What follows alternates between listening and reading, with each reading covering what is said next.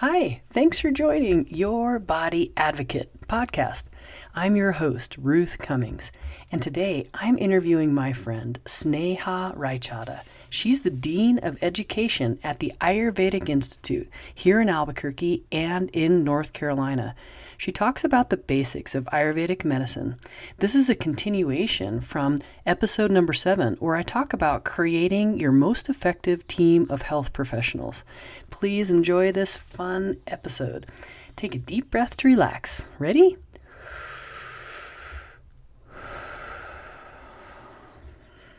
Okay, here we go. You're listening to Your Body Advocate, telling your body's side of the story. The podcast dedicated to supporting and improving your body-mind connection so you can live a pain-free, passion-filled life, dissolving one body tension at a time.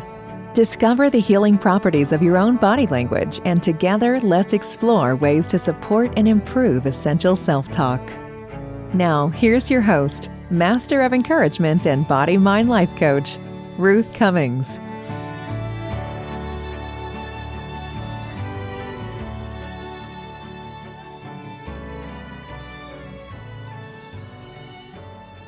Hello, thanks for tuning in to Your Body Advocate.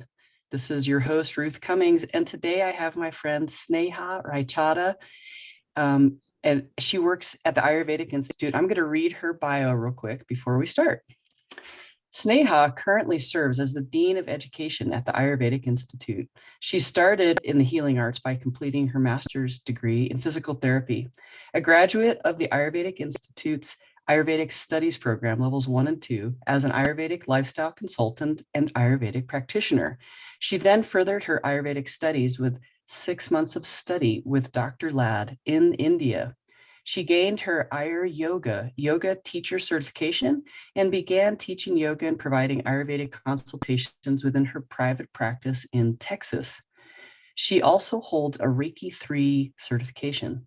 Sneha shares her enthusiasm and inspiration about Ayurveda in the classroom and the clinic with the students as an instructor and clinical supervisor, as well as in the Panchakarma Department with clients. She continues to practice through integration of physical therapy, yoga, and Ayurveda in the clinic as a senior practitioner and in her private practice. Sneha, welcome. Thanks so much for being here. Appreciate it. Thank you, Ruth. It's an honor. It's so you have always been just a bright light and such a powerful leader since I've met you, and I'm really excited to have you here. I was remember meeting you, and I'm gonna spring an interesting question on you. Tell me about your soccer playing years in your lifetime. I actually just played in high school, but I love soccer. And the funny story is I had a lot of friends that played soccer. That's how I got into it. And I actually had tried out for softball that season. And I got cut on the very last cut for softball tryouts because I can field, I can throw, I can catch, I can run, I can do all the fielding. But God help me, but I could not hit the ball. And my coach was so sweet. And they're like, come on, I just need you to hit one ball so I can keep you on the team. But I got cut. Oh my gosh. But so many of my friends were actually trying out for soccer. And I was like, okay, let me give it a chance then. Since I can't hit, maybe I can kick something, And that's how my soccer, enthusiasm began, I guess. But I love soccer. Love it. Oh, great. That's so funny because when I first met you, I was like, oh, she's a soccer player. And then when we were talking, you're like, oh yeah. And I think soccer players, they recognize each other. I think it's the way we walk and just the movement we have. It's an interesting thing. I know that other like yogis will be like, oh, these types of yoga moves. It's in different sports. And so I immediately knew you were a soccer player, which I thought is so funny. So I have been doing a series of interviews to try to help our listeners find different paths to help their healing journey so that they can use Western medicine, but they can also integrate other forms and modalities. And you are one of the best people to talk to about Ayurveda.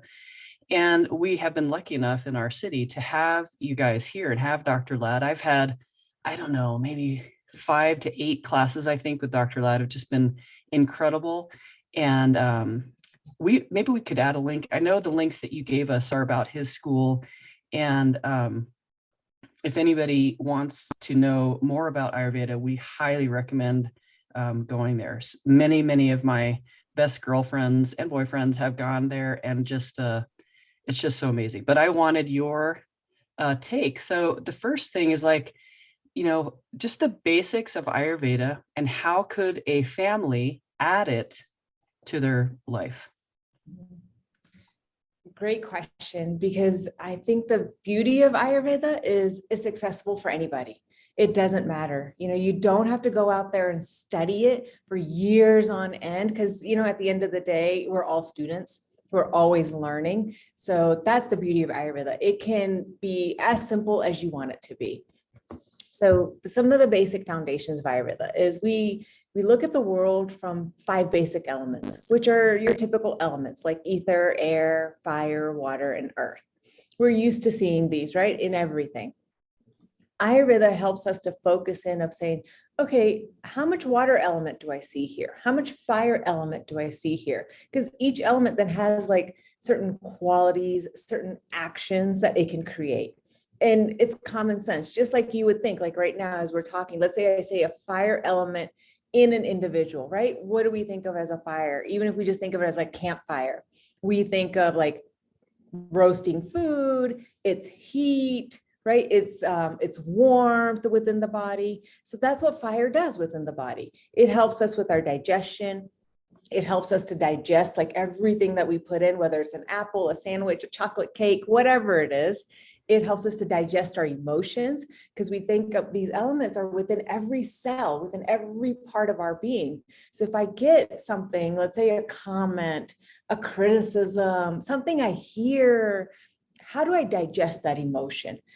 Fire element helps us to digest that emotion. And then what we say is all these elements are within all of us.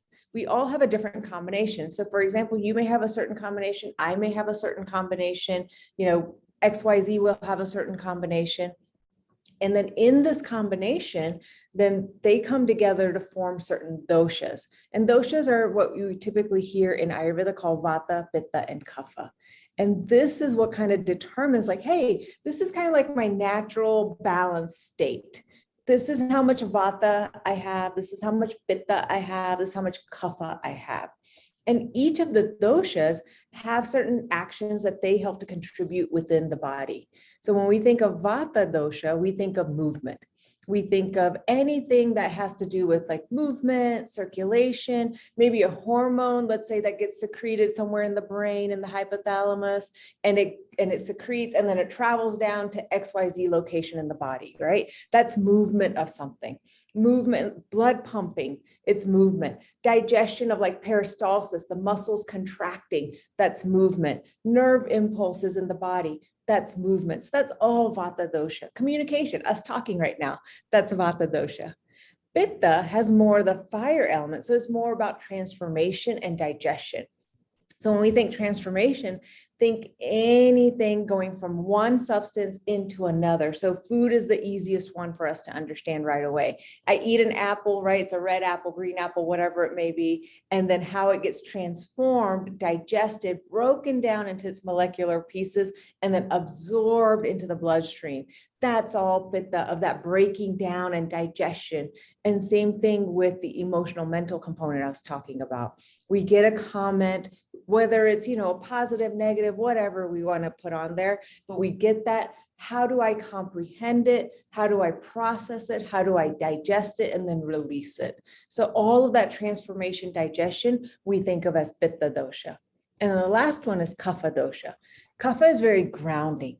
It's stability. So when we think that in our body, we want to think like our bones, our muscle tissue, right? Everything that gives us that sense of grounding and stability and nurturing. Kapha is also associated with more of that water element. So more of like fluidity, like our joints, when we're able to wake up in the morning and we're free of pain and there's no like cracking, popping going on in our joints. You know, sometimes where you bend down really low and you're like click, click, click, click, click as you come back up kind of thing.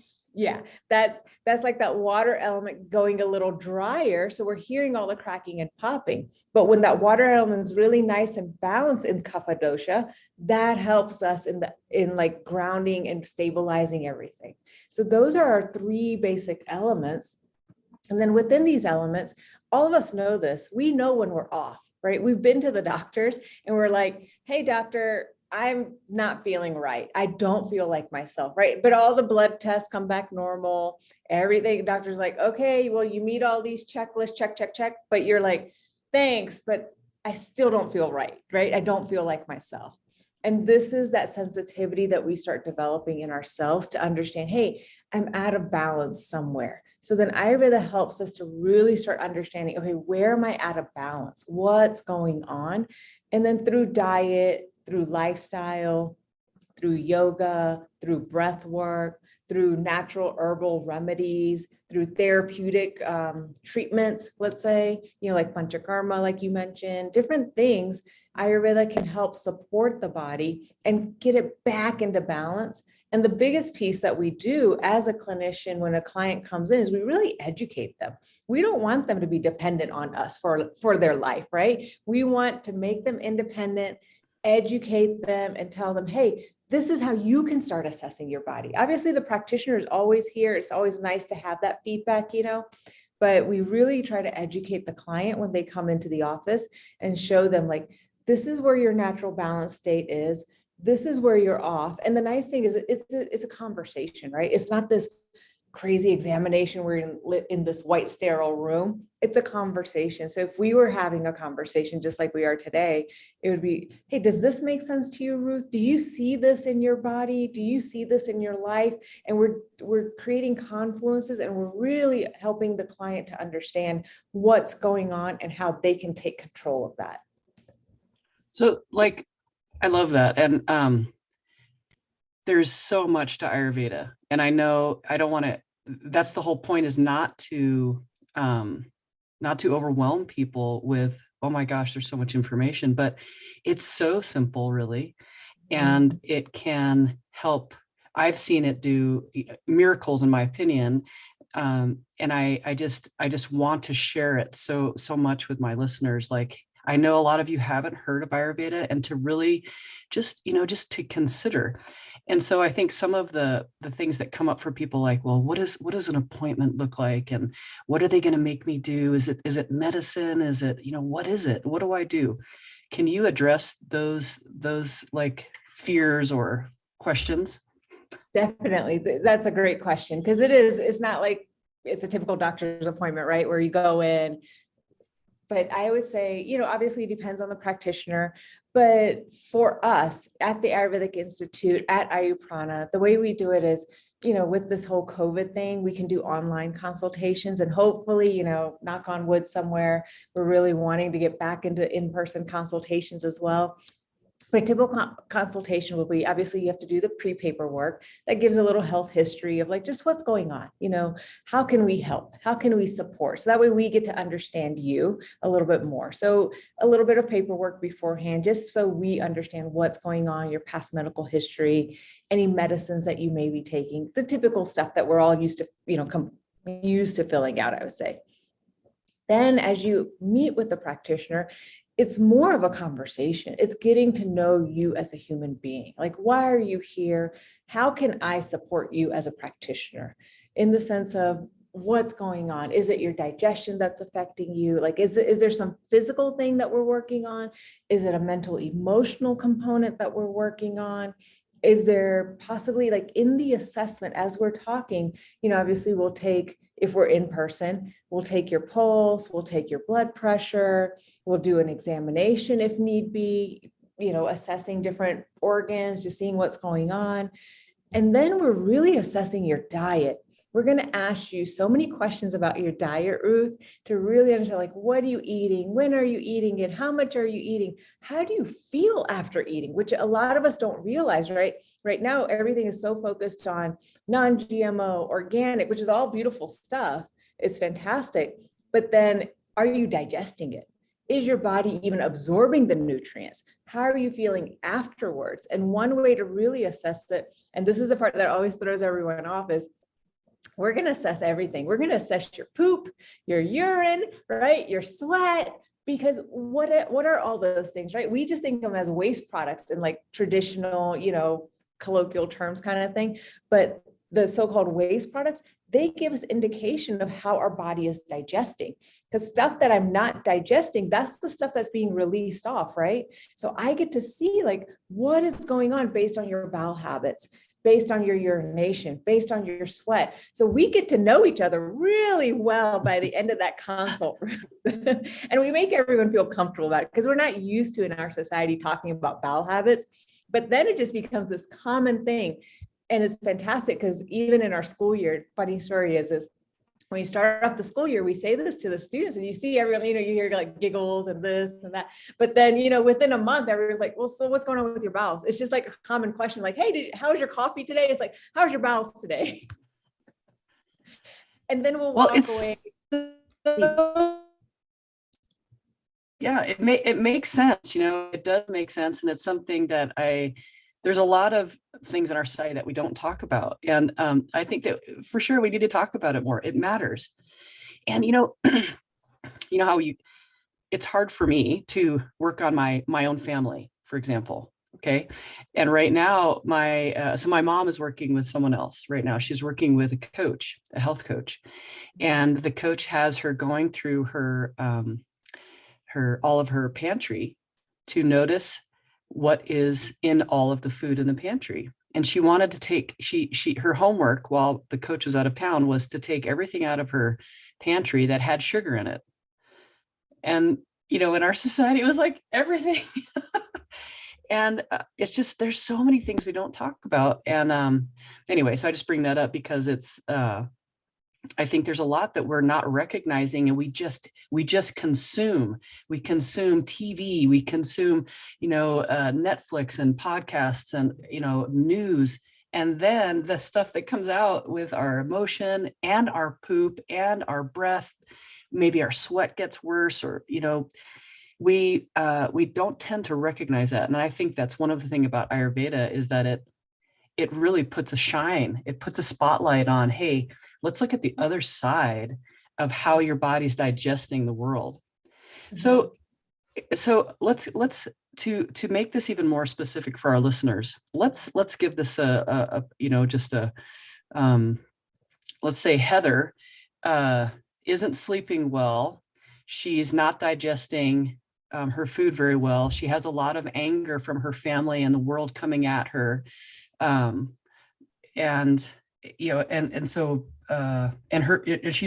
She's really constipated, and not being able to focus very well, like just a basic, because I know everybody's so different, but that is the question I get most about Ayurveda is, well, what's going to happen? I go in and I do my consultation, and it's so hard. It's like what happens in a massage? Okay. I mean, there's so many. If you have a headache, it doesn't mean that we're just going to work on your head. It could be coming from your chest. It could be coming from your feet, as you know. And so it's hard for any of us to give a quick, but in the describing a typical, let's say that they can come for an office visit or even for a Zoom visit. What does that look like on the other side for them? Mm-hmm. No, that's great. So I'll continue kind of where we were in the sense of, when we're assessing the bowels, when we're assessing all these different things, one thing we're looking for is toxins build up in the system.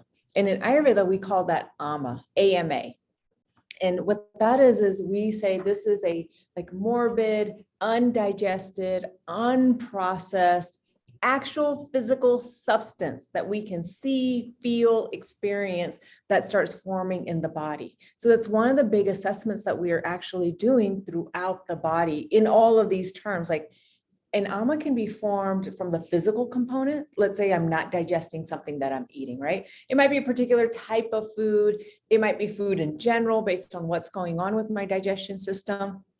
It could be mental, emotional components. We've all been there where we've had that comment, we've gotten angry, like in this, Heather client example, and there's anger. It's like, okay, well, what do you do with that anger, right? It's an emotion. At the end of the day, it's all energy, right? We know this from physics. It's all energy. So energy has to keep moving. It has to get transformed. It has to get digested and released. Because in Ayurveda, we say that if you don't digest that emotion, then it's going to go somewhere, right? And there's different organs within our body that have affinity to certain emotions. So anger specifically in this example has affinity towards the liver area, because liver has to do with blood, anger, right? When we think of anger, we think of heat. Blood is red, we think of heat. So it has this connection to the liver area. And I've seen it in clients, Ruth, believe it or not. Individuals that come in, they're eating beautifully, right? They're digesting beautifully, like in the sense of organic, cutting out all this junk, right? All this stuff, wholesome foods, all this great stuff. And they're coming in, they're like, something's wrong. And then I do an examination with them. And I remember when we were doing this, a physical examination, I went to go palpate their liver, and it's like they almost jumped off the table, right? It's like I barely touched them, but their liver was so sensitive, Ruth. It's crazy because they weren't digesting that intensity of that emotion. And then we just worked on like, okay, how do we release that emotion? And it could be through so many different things. To your point, on the other side, like a treatment, or we call chikitsa, it could be a variety of things. It could be just little tweaks in your diet. It could be little tweaks in habit patterns of like sleep, like what you're saying, like, why am I not sleeping well? What does my routine look like maybe right before bedtime? How can I start affecting my sleep by seeing what am I doing right before I sleep? Because whether we like it or not, all of that stuff impacts us, right? So we're assessing, and these are great pillars, like exactly what you said. Sleep is a huge pillar. If I'm not sleeping well, how am I going to wake up the next morning? How am I going to be with my kids? How am I going to be with my partner at my work, right? I'm not going to give my 100%, and people will notice that. So sleep is a huge thing, but that's what the treatment would look like. Like we're assessing all of this stuff, and then we may give them like diet recommendations, lifestyle recommendations, maybe like a daily routine. That's a huge aspect of Ayurveda. What am I doing to really build these habit patterns within my being that can help nurture me, that can help support me? So creating like these daily routines, maybe a journaling exercise, some sort of yoga, some sort of breath work. Maybe you need body work. Maybe we'll refer you out to a massage therapist and say, hey, you know what? You need to go get this type of body work to really release the tension that's being held in this space right here, right? Or Ayurvedic body work.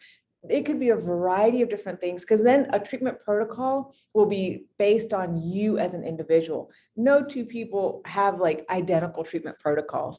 Or it could be like herbal supplementation. We'll recommend herbal supplements based on what is it that you need. So they go home and like give me a Heather daily routine. Mm-hmm. Okay, so a couple of things I remember that you said is she has anger and she has trouble sleeping. So then I would ask her like, okay, when did the anger start? Like, is it just something that happened today? Like, somebody cut you off and that's why you're mad right now during the consult? Or is there something like you're just holding on to some anger, right? Because if you're holding on to some anger, then let's talk. Maybe I'll even refer you out to a great counselor.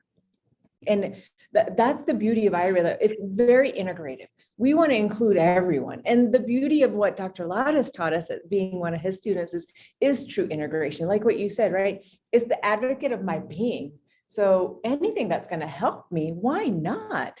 Ayurveda does not discriminate. It is like acceptance of all. So go to a massage therapist, go to an acupuncturist, go to X, Y, and Z if it's going to help support you. And let's create this well-rounded program for this individual to really heal and take control of their health. Exactly what you're saying, right? Be your own advocate. And that's what we really want to emphasize.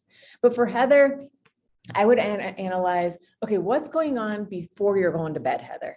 Right? What are you doing? Am I, surfing, still texting, still liking on Instagram and posting last minute things on Facebook? Am I working, is Heather like a real crazy workaholic maybe? Is she having to work because, let's say she's got kids, or she's a single mom, or she's a, parent with, two parents in the household, but this is the time that she can work. Maybe she can only work from 8:30 to 11 in the evening to catch up on her work. And then she goes to bed by 11:30 or midnight. So I'm analyzing all of this stuff. So depending on, what Heather's telling me, but let's say she's working late, or she's surfing on the phone. She's got her technology. We know how that works in this day and age. So I would definitely talk to her about, okay, can we reduce some of that stuff? And the nice thing about Ayurveda is it's not forceful, right? We'll talk with the client. What can they manage? What can they handle? A lot of the times that we'll ask our clients, my husband's also a practitioner, Mitesh, and cool thing that he always does with his clients that I've picked up that I've started is, clients are like, look, I don't have an hour. Don't give me an hour worth of stuff to do. I don't have an hour in my day. And then he always starts off, he's like, well, do you have 10 minutes? They're like, no. He's like, do you have 5 minutes? And it's like, who doesn't have 5 minutes? It's like, who, just stop liking 5 less likes on Instagram and bam, you got 5 minutes, right? So then usually when he gets them down to 5 minutes, we can give you simple things that you can just start doing for 5 minutes every day, Ruth. And then you yourself will start experiencing the difference. And then you'll come back and be like, oh my God, this is what's going on, Sneha. Or, oh my God, XYZ practitioner, I'm feeling this way. I've never felt this way, right? And then the 5 minutes naturally as a client, because of the experience that you're feeling, turns into 10 minutes, turns into 15 minutes, right? All of a sudden, you're starting to make those choices because of the experience that you are having in your own body. I love it. Excellent answer. Yes. So I know we mentioned already Panchakarma, and you and I throw that word around because we know what it's about, and a lot of people are like, Pancha what? Yeah. And Pancha who? Pancha who? And Ayurveda is so good about cleansing the body, and could you speak to that a little bit and maybe describe, Panchakarma? What is that? And, the American version versus the other worldly version of, you could do a month-long Panchakarma turns into, 12 hours in our culture. But yes, please talk about that if you could. Would that be okay? Definitely. I love it. I love Panchakarma. So Panchakarma, again, like you said, Pancha who? So Pancha means 5, and karma, very common term nowadays, means action. So we talk about the 5 actions. And essentially, you don't have to remember any of this, but it is the cleansing program. It is the detoxification program of Ayurveda. It really takes a person into a deep, immersive dive for a certain period of time. So you can really just focus in. It's like, every day I'm doing my daily routine, but then sometimes we go on a retreat, right, for ourselves to really rejuvenate and relax and revive. It's the same thing in Panchakarma. We're going on a retreat for ourselves. Dr. Ladd has done a beautiful thing. So Panchakarma, from very traditional Ayurveda paradigm, back in India, all the way to what Dr. Ladd has created in today's time. The beauty of what Dr. Ladd does and what he has taught us is he's helping us to meet the client where they're at. In today's society, it's so hard for individuals to take 30 days off, 45 days off, right? To do these intense detox programs, 21 days, whatever it is.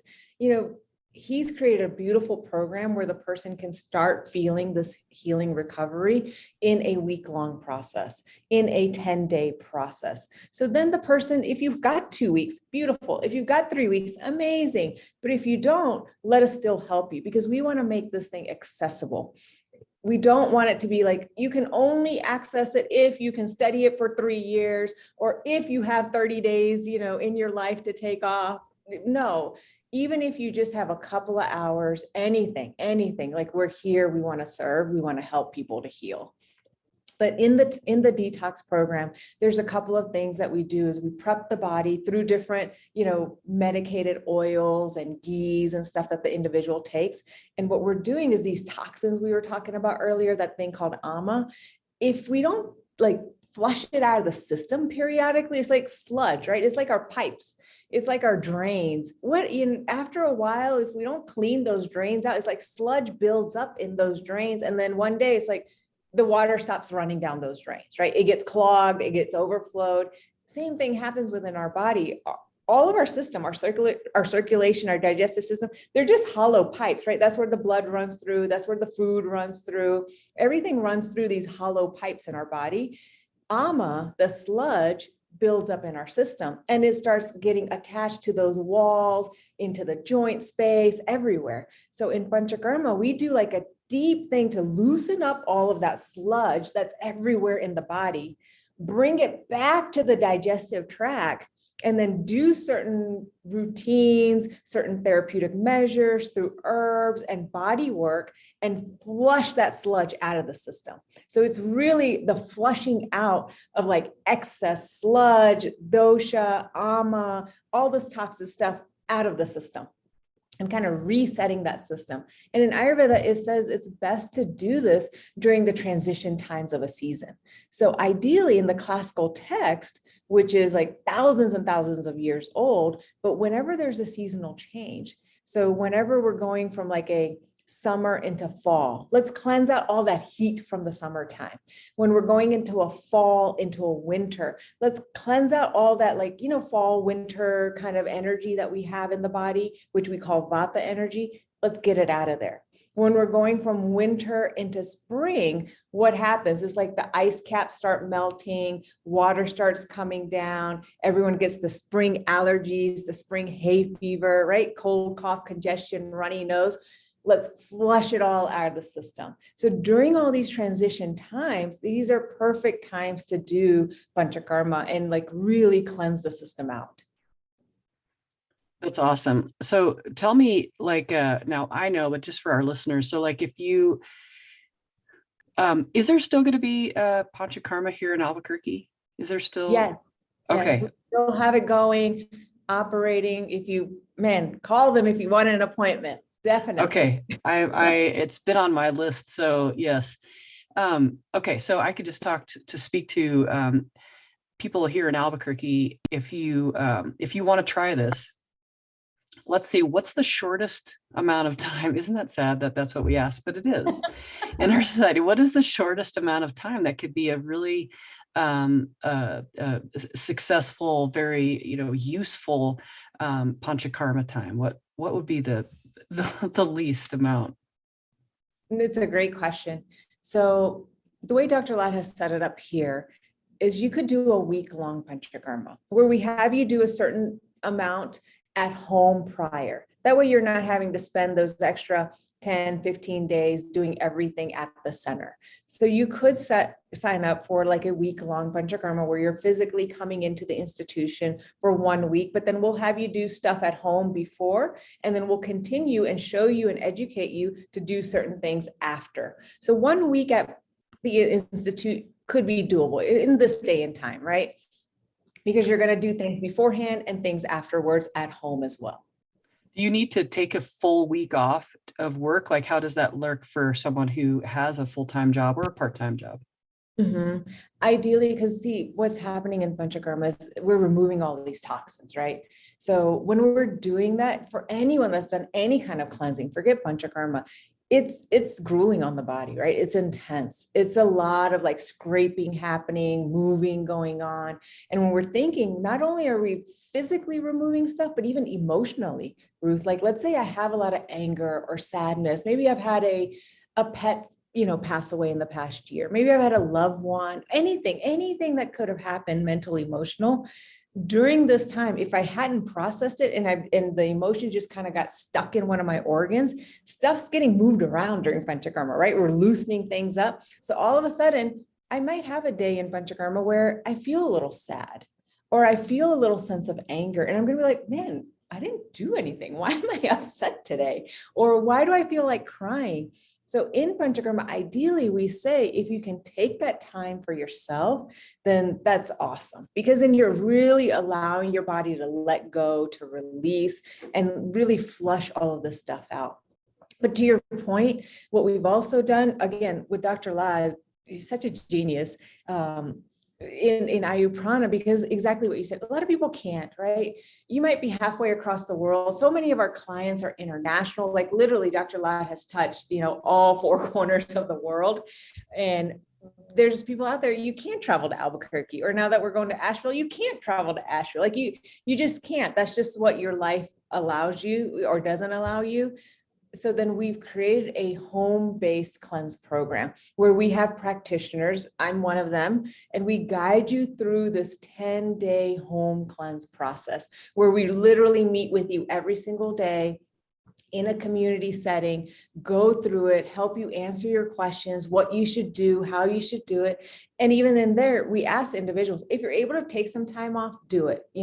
If you can't, and you have, family, you got kids, you got work, you got all these other responsibilities, then we still make it accessible because you're still able to cleanse. And so many people, Ruth, I'm not exaggerating. They're like, man, this is the first time I've been pain-free in my life. This is the first time I've been without this rash on my body. This is the first time that, oh my God, I realized like what it feels like, not to have hip joint pain or, whatever it is. And this is not claims that I'm making like from a medical side, right? If I had like my doctor here that works with us too, she's like, don't make medical claims, but it's just the reality of the matter of just when I allow myself to cleanse and really understand the body, I start experiencing the beauty of how the body can heal.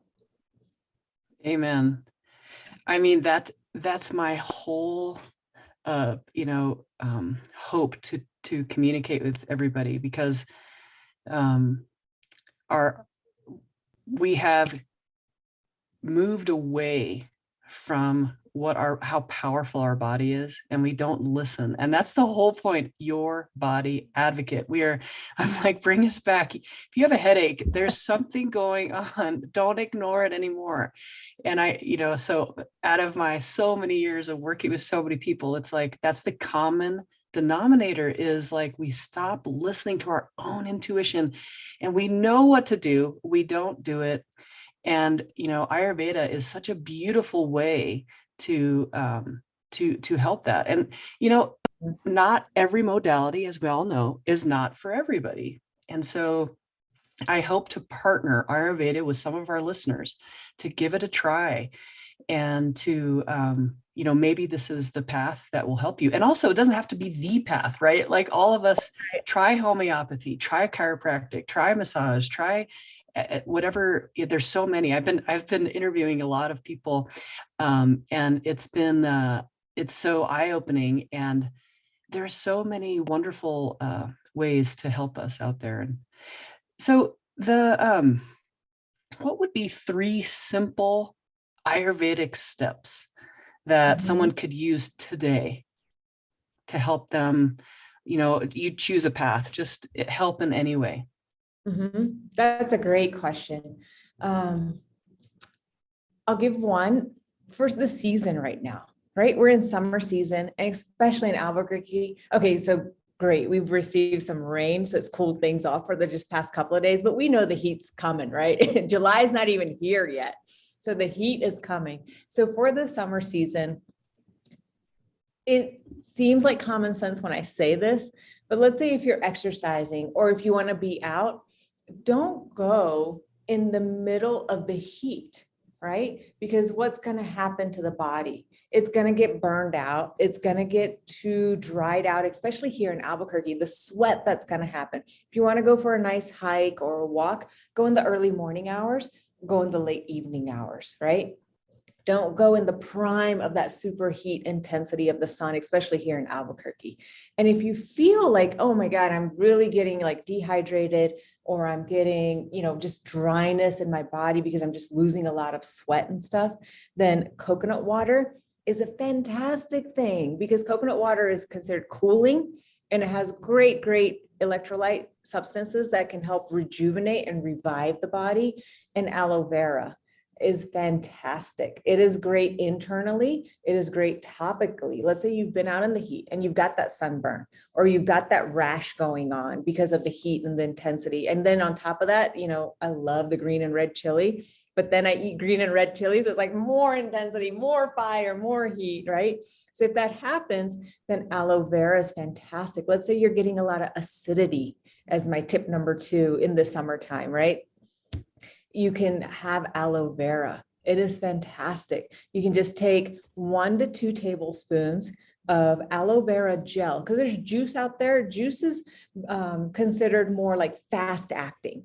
It's going to be like instant, but it's not going to last as long. But the gel is what I usually tell my clients, because it's thicker. Like when you see it, you'll see it's like the consistency is like Jell-O. It's like, mashed up Jell-O is what it looks like, the consistency. I would say 1 to 2 tablespoons as needed. Let's say if you're getting a lot of acidity, a lot of reflux because of the heat, because you have heat outside, you have heat inside, and then you're consuming red and green chili on top of that. So that would be tip number 2. Exactly. We're all guilty. Yeah. Los cuates. Woo. I mean, it's so delicious, right? Oh, I mean, what? oh, Yeah. And then I would say tip number 3 is what you're saying, right? Your body advocate. Listen to your body and don't overeat. I think so many of us, we don't realize like, what is hunger? What is not hunger? Am I emotionally eating? Or is it just time to eat? Because that's my lunch break hour. So I'm eating. But listen to your body and start understanding, am I hungry? And then don't overeat, because that really, really affects our digestion, believe it or not, and then helps to form toxins if I'm constantly overeating, or I'm constantly emotionally eating, or because then I'm not digesting anything that I'm eating. So even if you take away just one thing from all of this stuff, is don't overeat. Start cutting a little bit down, especially in those evening hours, because what happens, I eat this huge, beautiful, delicious meal, but then what happens? I just sit there and I go to bed. I don't really give time to digest anything. So make your biggest meal at lunchtime. We say in Ayurveda, right? What happens on the outside in the world happens in our body also. So outside at lunchtime, it's like, sun is at its peak. It is the hottest time of the day. So you're going to digest everything. And the same thing happens in our body. Our digestive fire, this whole concept is at its peak at lunchtime. So if you're going to have a nice big meal, have it at lunchtime. Don't have it as your dinner, and start kind of decreasing that amount and quantity at dinner time. Wow, those are great 3 tips. I want to ask you about apple cider vinegar. Tell me, there's so many, how does Ayurveda see apple cider vinegar, especially Bragg's, of course. I'm not sure if there is any other one, but just a quick mention of that. Oh, it's great. We love it. I recommend it also to clients. Really helps to kind of balance that digestive system internally. Helps with that pH control within the body as well. One really simple, easy apple cider vinegar remedy, Ruth, that we use is if you have, let's say, high cholesterol, or you have a lot of this ama that you're trying to sludge out of the system, in the morning, first thing in the morning, before you grab that coffee or that chai in the morning, is exactly. I mean, who isn't, right. Who doesn't, right? So in the morning after you brush your teeth, we also talk about scraping our tongue, which is a whole nother separate topic. Maybe another podcast, we'll do that together. Let's do that. That sounds fun. Then we say, just get a cup of warm water and add a little bit of honey, a teaspoon or 2 of honey, and then about 10, 15 drops of apple cider vinegar, or a quarter or half a teaspoon of apple cider vinegar. Mix it all together and drink that. And drink it first thing in the morning. And then you can even have that a couple of times throughout the day if you wanted to.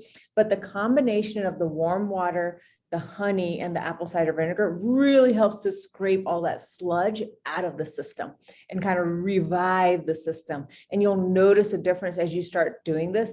It'll even start helping to regulate your bowel habits, the whole 9, right? Again, it comes back to bowels. So Yes, we love apple cider vinegar, Ruth. Okay. I love that because I hear different things about apple cider vinegar, but boy, it really, really helps. And so you're saying before we do anything, brush our teeth, and then before we have coffee or water or anything, do that little simple Yes. addition. Okay, with the honey and the, I will definitely have that in our notes. Sneha, we are out of time. I know you have to go and teach. I would love to. Would you be willing to do another podcast and keep talking about some Ayurvedic options? Oh, I would love it. This has been so much fun. Thank you, Ruth. Oh yeah, I mean, we have so much to talk about. So I just I would love to pick your brain, because I know there's just so many questions I have personally. But I know that those questions, I can hear other people asking me those questions. And and if anybody out there has some specific questions, call me, text me, and we can, get Sneha on here again. And are you in Albuquerque right now, by the way? I am. I'm back and forth because, like you said, we're transitioning to Asheville. So Okay. I go back and forth a lot. I am here for a couple of days and then I go back. It's just with the transition, it's a lot of travel and stuff, but then I will be based out of Asheville. Asheville. Okay. How is it a direct flight? I have one layover, usually through Atlanta. So it's an easy flight. It's maybe 5 hours in total. So it's a very nice flight that way. Albuquerque to Atlanta, Atlanta to Asheville from Albuquerque. A lot of other places, it's a direct flight to Asheville, but because we're out here kind of in this little mid-southwest area, it takes a couple of stops. We have just about 2 minutes. This question I love to ask. If you think you can ask, we could do it next time if you want. But I just want to quickly say, where do you think we find God in our body? That is such a great question. And if you want to think on that and answer next time, because I know you have to be in class in about 15 minutes, but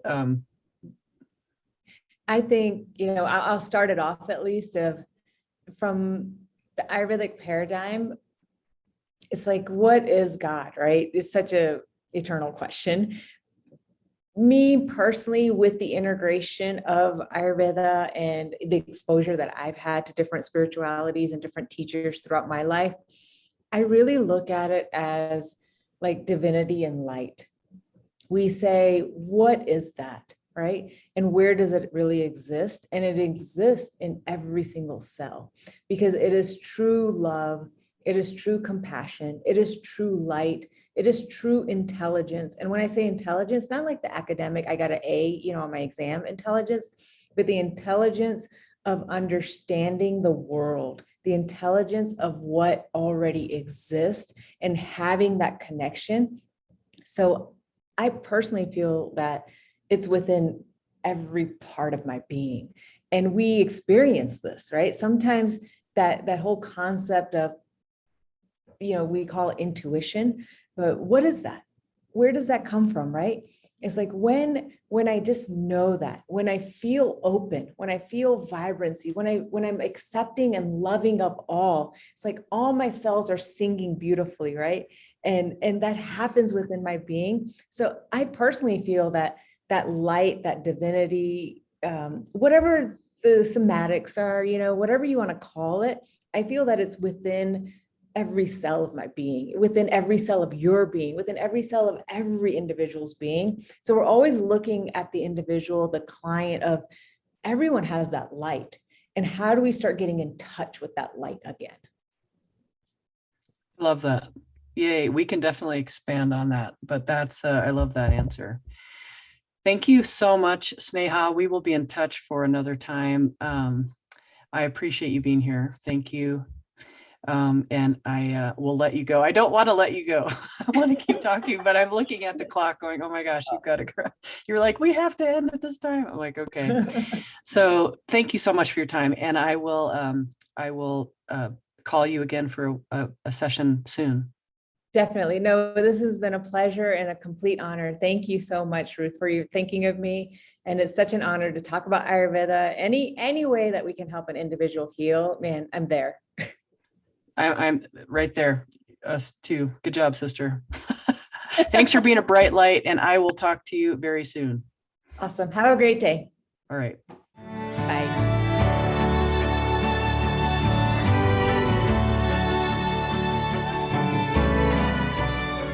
Thanks for joining us today for this fun interview I had with Sneha Raichada.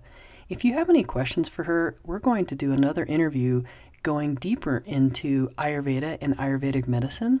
So if you have any questions about Ayurveda at all, please text me.